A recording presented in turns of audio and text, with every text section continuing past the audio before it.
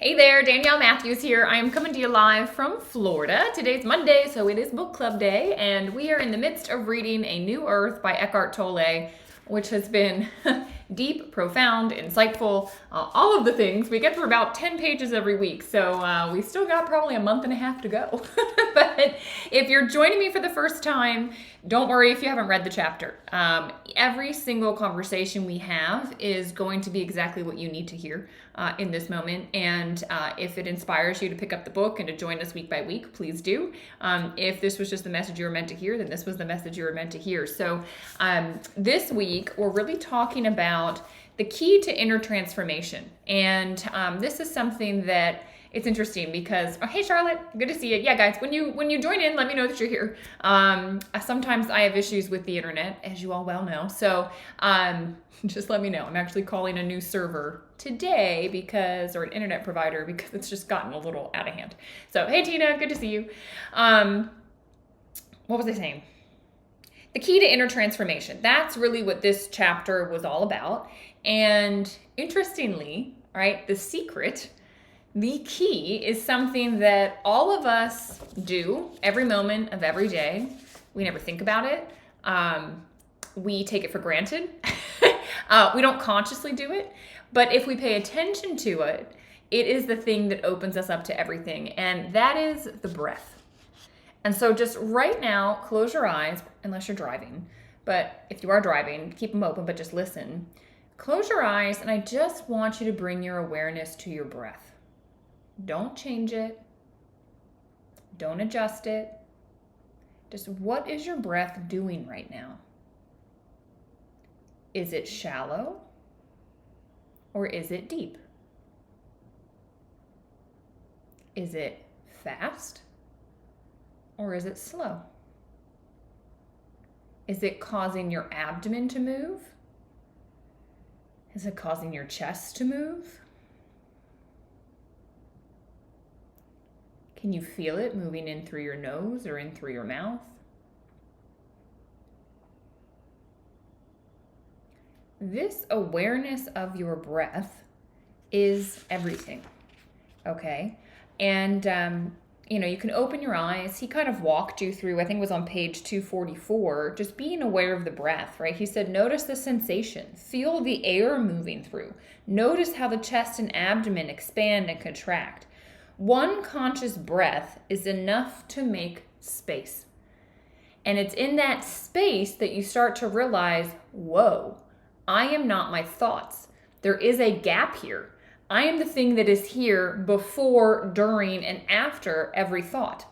And your breath, guys, is the bridge, okay? So let me ask you, would you like to stop repetitive, uninspired thinking? All right? Would you like to stop thoughts that are devoid of creativity? All right, to do that, you have to do what Eckhart Tolle calls, create a gap.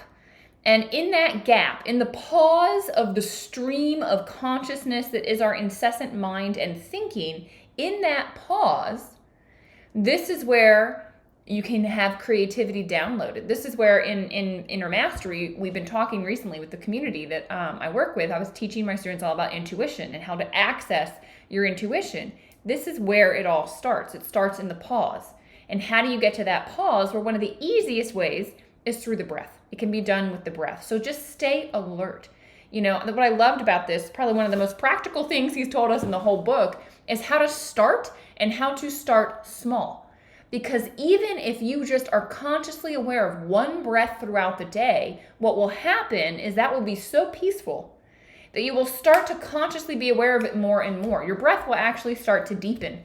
And I love the story he told about this like spiritual organization that had all of these seminars, right? And someone was asking him, hey, which seminar would be the one that I need?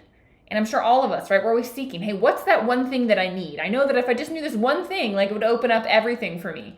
And Eckhart Tolle reviewed it, and he was like, wow, like they've got everything here.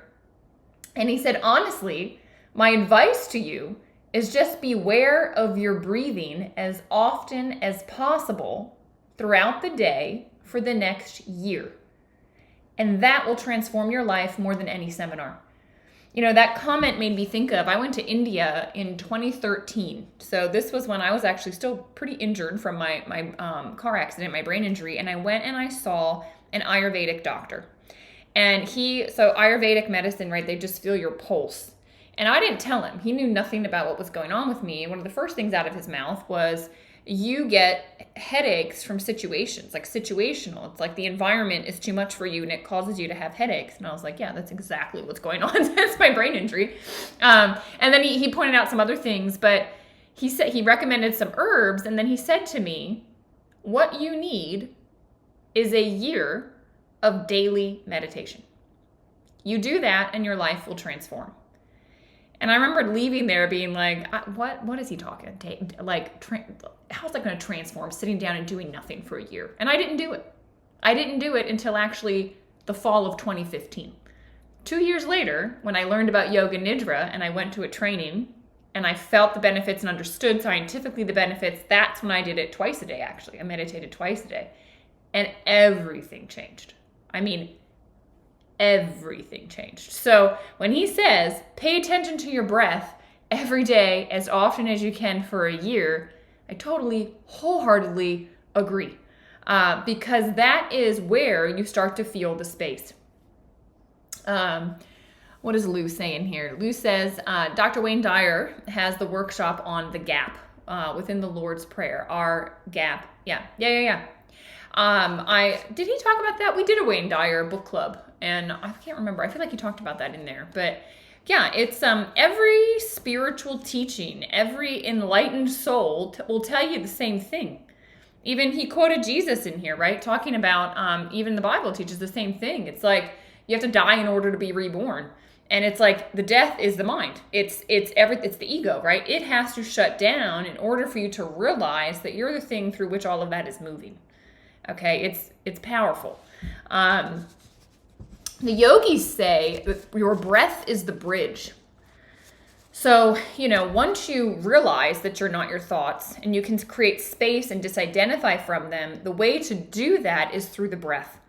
And you can break any stream of consciousness through breath work. And they teach a variety, right? I've taught all of my students of like 10, 12, probably different types of breath, but one of the ones, you can't do this out in the open, or else people might think you've lost your mind, but the bumblebee breath, where you actually literally put your fingertips on or your thumb on your ear flap and your hands like this, and you just, and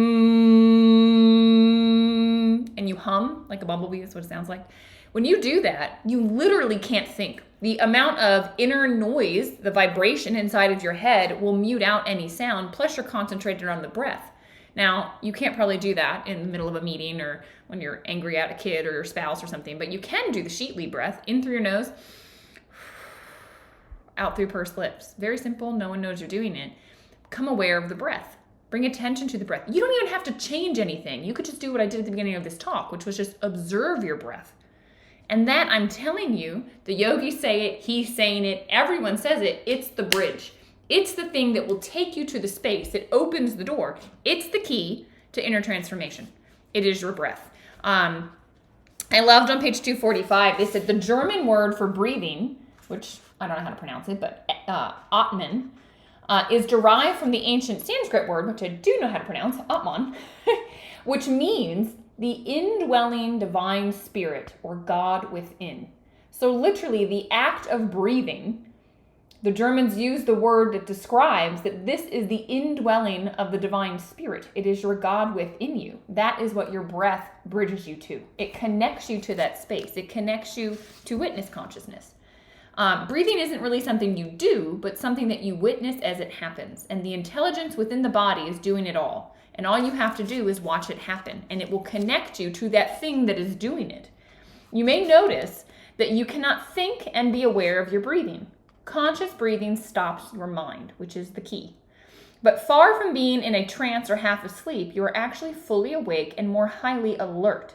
You are not falling below the thinking mind, but you are actually rising above it, right? Drinking alcohol, doing drugs, these things might numb you out from your thoughts, but because they're taking you below your thinking mind, right? We talked about that before. Breath work takes you above it. It takes you to the silence beyond it. which is where we want to go.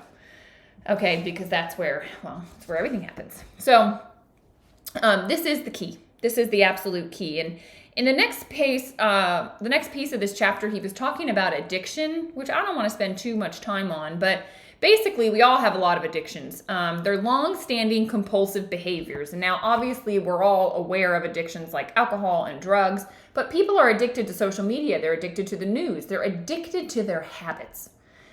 You know, my teacher this Sunday gave a talk, and it was a smack in the face to all of us, because it was about our addiction to our habits, our routines, how we wake up, what we do. And it was really interesting because he said, my life, constantly I was doing new things and staying out of habit, because that repetition would become an addiction. And, you probably notice it when you go on vacation and it's like, oh, well, what are we going to do today? And it's new because there's no planned routine. Right? You feel more alive. Whereas our habits bring us into this space where we don't. So anyway, addictions are really like the long-standing compulsive behaviors. And he says even addiction can be the doorway that you use to come into awareness. And the way that you do it is you realize that this compulsive desire to eat sugar or drink alcohol or take drugs or have sex or whatever it is, that compulsive behavior, how do you break it? Well, number one, you notice that it's happening, right? Realization is always the number one step. Once you notice that it's happening, though, he recommends take 3 conscious breaths, right? In through your nose, out through pursed lips. It's my favorite breath. But whatever, just consciously breathe in and out 3 times. He says when you do that, what have you done? You've connected to the divine within you. You've quieted the mind, which is where this compulsive energy is coming from. You've created separation. You've disidentified a little bit. And he says, then you can notice that it is a compulsive energy field inside of you, and it is not you. It is an entity that seems to take hold of you, but it is not you. And you have the choice, the inner choice. Do I let it or do I not? And sometimes if you just breathe again, you'll be able to cut the habit. You'll be able to stop right then and there. Other times it'll take you over again. But again, then when it happens, notice, breathe, see that that's not me, see that I have a choice, and I can unconsciously and automatically go for it, or I can consciously and deliberately make a decision not to go for it. That's the power we all have. That's the inner choice that we all have that will lead to inner transformation. Nobody out there can do it for you. It's an inner choice. With any addiction, it's inner choice. All right? He says it will lead you, though. That is the path to awareness if you use it in that way. Okay? He says on page 248, he says, ask, who is talking here? When any addictive or compulsive behavior sets in, right? Who is talking here? And you will realize the addiction is talking. And as long as you know that, as long as you are present as the observer of your mind, it is less likely to trick you into doing what it wants. Because now you're conscious. You're not just unconsciously drawn and automatically drawn into it. You're conscious. And so you can make a deliberate choice. Is this making sense? All right, it's big. It's big. So that was kind of a little side tangent. I feel like it was a little bit of a tangent in this chapter about addiction, but insightful, right? Because he's kind of talking about these different ways to create and experience this inner world, the breath, using addiction to do it. Also, inner body awareness. So he talks about how most people, put a 1 in the chat if this feels true, that there is a kind of continuous background unease in your life that you can't always put your finger on, but it just kind of feels like it's there. Like this background stress or uneasiness or like just this thing. I pointed it out this morning. I was like, why is this here? It was funny that this was the chapter we were reading. And I actually read the chapter this morning, but like I woke up with this like uneasiness. Yeah, Julie feels it. And I was like, what is that? Like, why is this here? And I study this stuff all the time. I dive into this all the time, but there's layers, right? There's like layers that you keep coming across. And so many of you, right, feel this. And what he says is when you have lost your connection to your inner self, this unease takes over and it will dominate.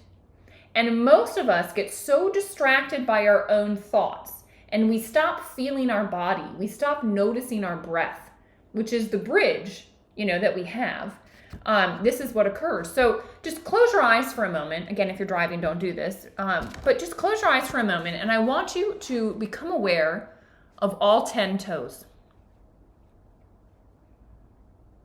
Become aware now of your left ankle, your right ankle, left knee, your right knee.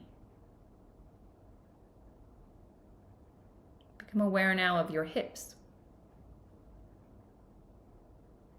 your abdomen, left side of your chest, right side of your chest, left arm, right arm, your throat, your head, the whole left side of your body.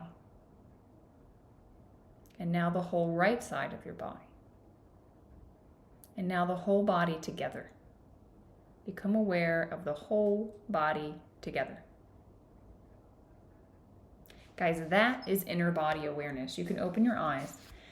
And, he asked you on page 249, I think. He was asking, can you actually feel your body?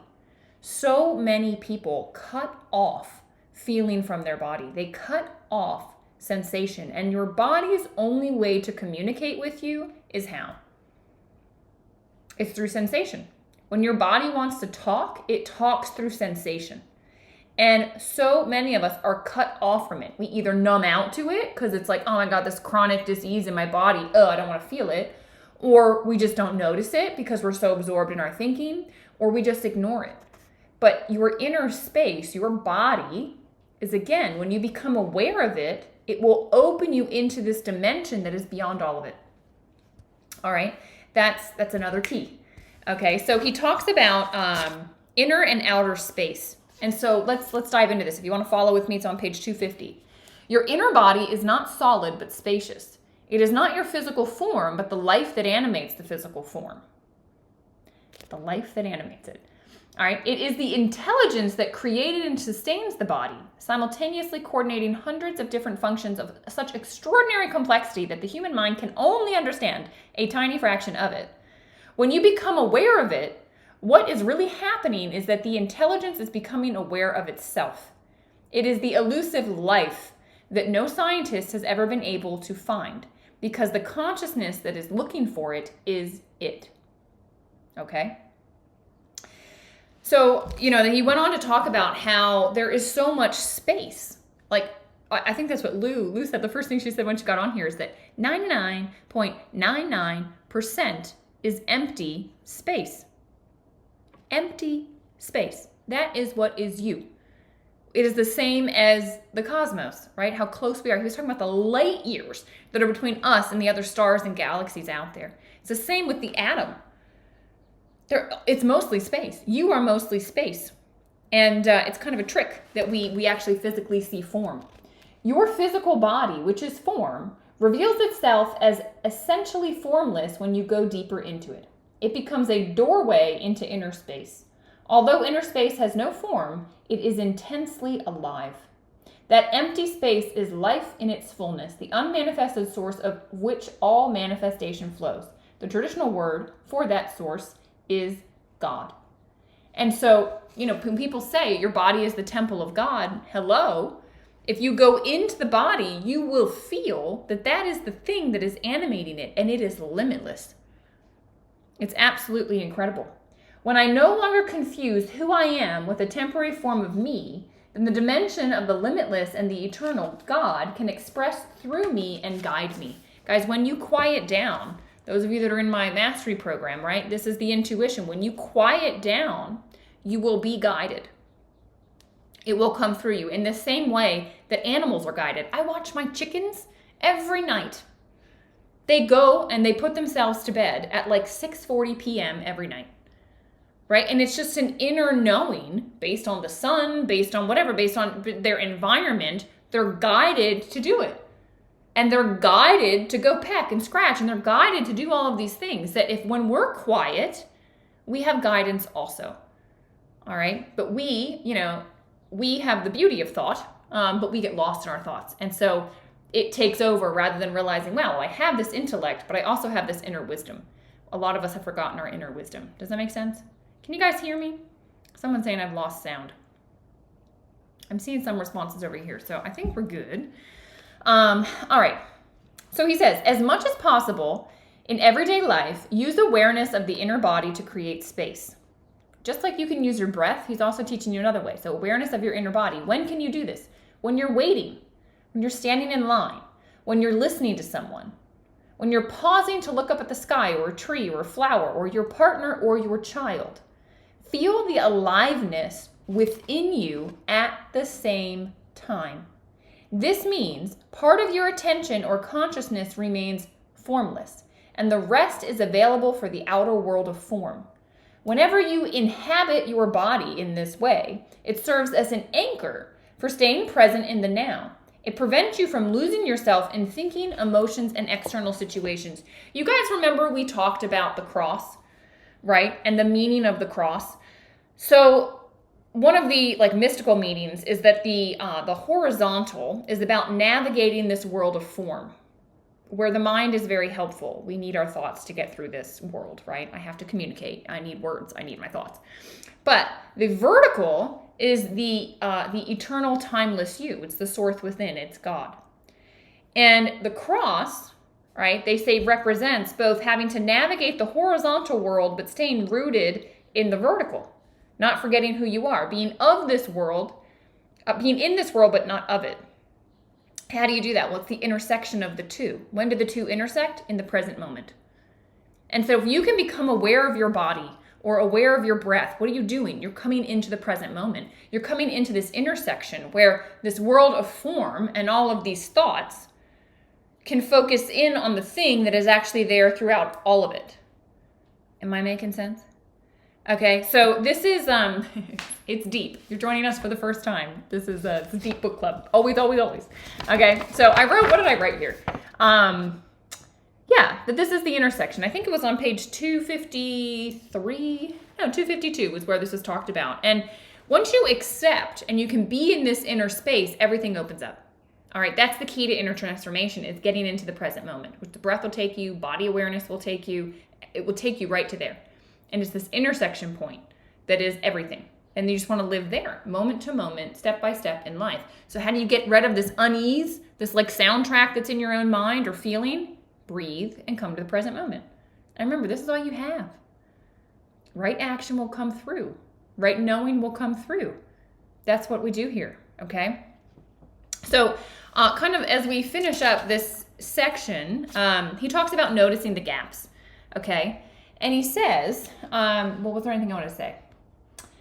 Our minds are quick, okay? But if you stop, perception happens. It's the space before your mind names something, all right? And it can vary from person to person, but he says this is what happens. When there is a new sight or a sound that arises, in the first moment of perception, there's a brief cessation of the habitual stream of thinking. You're caught off guard, right? Things go quiet. You're like, what? This aliveness happens. Consciousness has now been diverted away from the stream of thoughts because it's required to go to the perception. It's required for sense perception.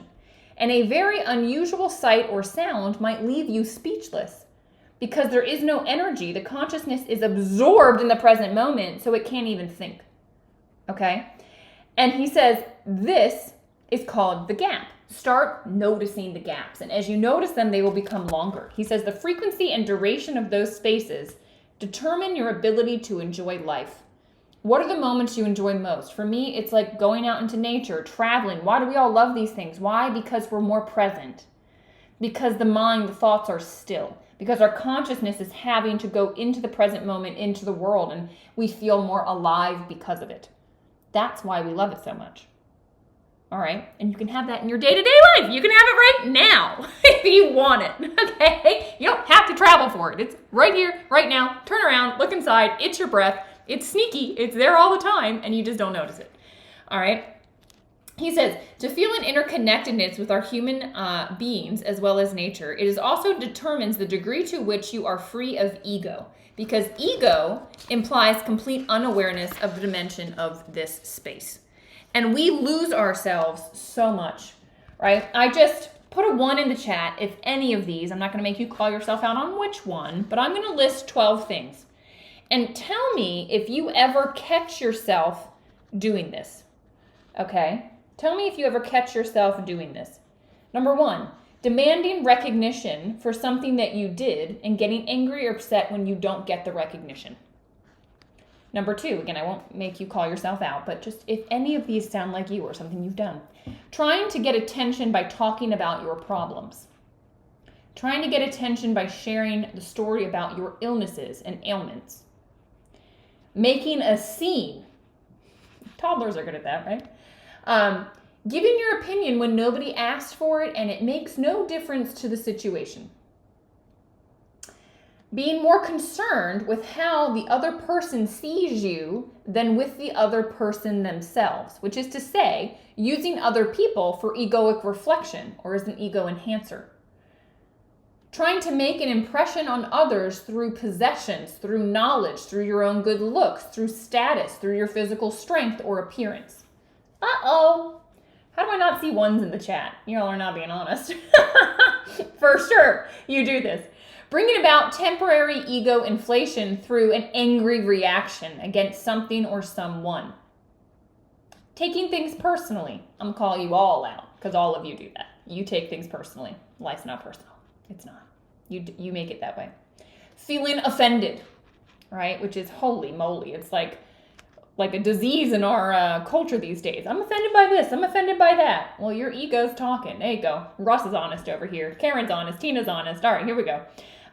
Making yourself right and others wrong through a futile mental or verbal complaining. Wanting to be seen or needing to feel important. Okay, we're reading A New Earth. Betsy, that's what we're reading. Okay, so those opportunities, which are opportunities, so all those things that we do, which we all do because our ego gets the best of all of us, okay, whenever you let go of one of these patterns, so these are just pattern behaviors, right? These are the habits that we get into. Whenever you let go of these patterns and you de-emphasize who you are on the level of form, and who you are beyond form can then emerge.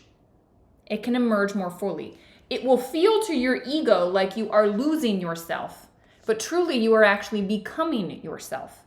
You become less, and so therefore you become more. So if you can let go of the need to take everything personally, or the need to give your opinion, or the need to have all the physical possessions, if you can let go of that, your ego is going to feel like, well, I just got attacked and roar, right? It wants to come with a vengeance. But when you let it go, it's like it burns and it burns into nothingness. And you realize, holy cow, I am the thing that is always here. That no matter what anybody says or does is totally fine. And when you let go of the ego and you realize it doesn't matter what somebody thinks about me. It doesn't matter about what somebody says. It doesn't matter if I have this or that. Like, I am eternal presence. I am the divine. That's everything. Okay? This is when he was talking about what Jesus says, right? That he taught us that you need to lose yourself to find yourself. You have to die in order to be reborn. The ego self has to die, so it will feel like a loss. In order for you to be reborn, again, with this conscious awareness that, holy cow, I am connected into the presence no matter where I go. I have infinite intelligence flowing to me if I just simply ask for it. And I quiet my mind enough so I can hear it. You're going to be fine in every situation. If that's how you show up present and full. Does this make sense? Does this make sense? All right. Huge. He says, so de-emphasizing who you are on the level of form is another way of generating consciousness. Discover the enormous power that flows through you and into the world when you stop emphasizing your form identity. This is massive, right? This is everything. This is what we're all going for. All right. So, have any of you heard this quote before? I'd actually not heard this quote. Stillness is the language God speaks, and everything else is a bad translation. I love that. Because it's like, yeah, any book that we're given, anything is coming translated through some being. But silence is the voice. When you are silent, you feel it. You can't put your finger on it, but you feel it. You've had access to it. We all have. You know, I was just in someone guided us through a meditation this weekend, and we dropped in so deeply. I mean, even after, like, he was brought us back out, he was trying to talk to us, and I was like, I just don't even care. I am in such a deep space of just complete, I mean, it just felt like I was more aware of everything. And it lasted. I was like, you couldn't try and upset me right now. Like, I'm just so grounded in this. It's like that access point, right? It was so deeply there for me. I felt like my roots were like 100 feet deep into this ground, and I was just so solid. That's what, and all we did was become aware of the breath and silence. And it brought us there. We all have access to that in every moment. Like, that's how we can go day to day. But most of the time, we're not connecting with this stillness. Like, just look around your environment right now. Is your environment stilling? What do I mean by this? Is it clean? Is there a mess everywhere? Like, I'm looking at my desk. It is not stilling. Okay? I look behind me. That is more stilling. Okay, my desk is a mess. So anything that pulls you away from stillness is pulling you away from this connection. I am talking about literally a mess in your house. It's not stilling. I am talking about the music you're listening to. Is it stilling or not? Right? I would say, like, I had somebody going through the neighborhood this weekend, but they were like blaring rap music, and I was like, that is not stilling. But the sound of Om, very stilling. Okay? Arguments. Check yourself. Is it worth it to pull out of stillness to get into an argument? No. It's a waste of your energy. It's a waste of your life force. The TV you're watching, the social media you're watching. I would say if you're watching this, probably more stilling for you, okay? Other things, maybe not so stilling, right? These are choices that we get to make. And everything is either, is this more stilling or less stilling? More stilling or less stilling? Choose the things that are more stilling. Clean up your space so your space is more stilling. And I promise you, your inner world and your outer world will reflect one another, all right? If you didn't read this chapter, man, the last page, 256, was really good, talking about stillness. I'll just read the very end. When you are still, you are who you were before you temporarily assumed this physical and mental form called a person. You are also who you will be when the form dissolves. When you are still, you are who you are beyond your temporal existence. Consciousness, unconditioned, formless, and eternal. Karen says, we have a fireplace made of stones close to where I sit and work, and it calms me down and allows me to be still. Yeah, there's something about anything natural, I think, that just like gives that energy off. And it's probably very clean and very stilling. So I love that, Karen. Yeah, hopefully everyone has a space like that in their home, or create it, right? That's where you are all the time. Like, if it's not stilling, what are we even doing? Okay. So that took us through the end of chapter 8. So we are going to read chapter 9. Chapter 9 is not broken up in like the normal with like subtitles like his other chapters have been. So we're just going to read to the end of page 267. It seems like he has these italic like sections, which seem to be questions or something. So we're just going to read to the end of page 267. I'll put it in the Telegram chat so you can look, but it's pretty obvious where we'll stop. So yeah, Tina, skiing, right? Yeah, I know. That's why I love snowboarding, because you had to be present.